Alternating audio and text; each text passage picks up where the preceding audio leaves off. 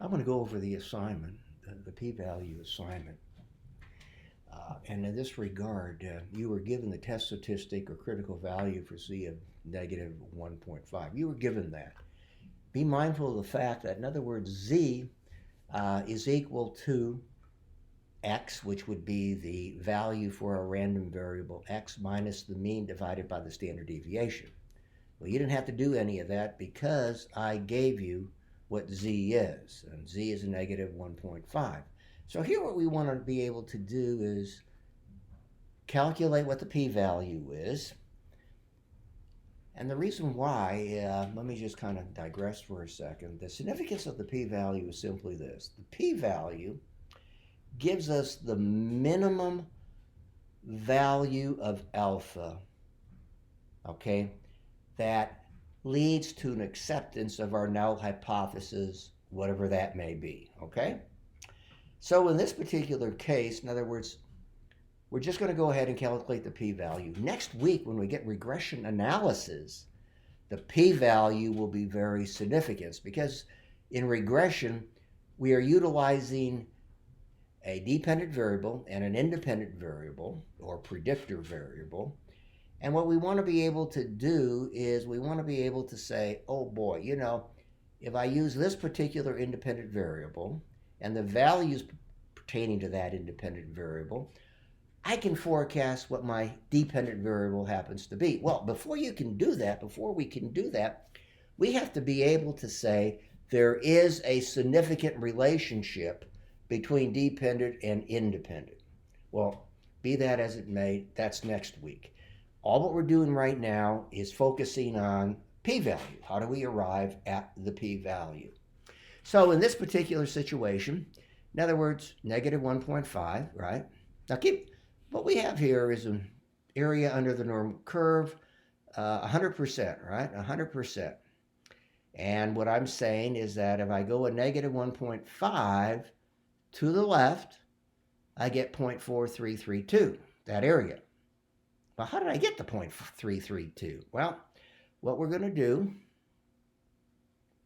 we're going to go to that appendix.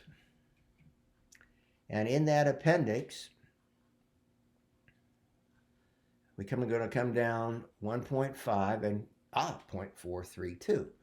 Now keep in mind, Appendix D is only showing 1/2 of the entirety of the curve.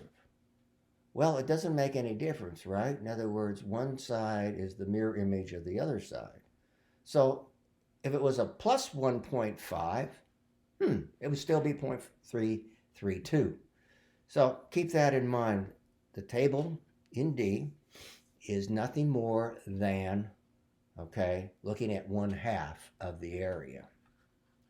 So if we go back here, so it's 0.332, okay? That's how we arrived at this particular value.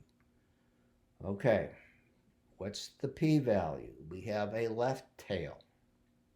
So the left tail, okay, we know that the entire area to the left of our mean is 50%.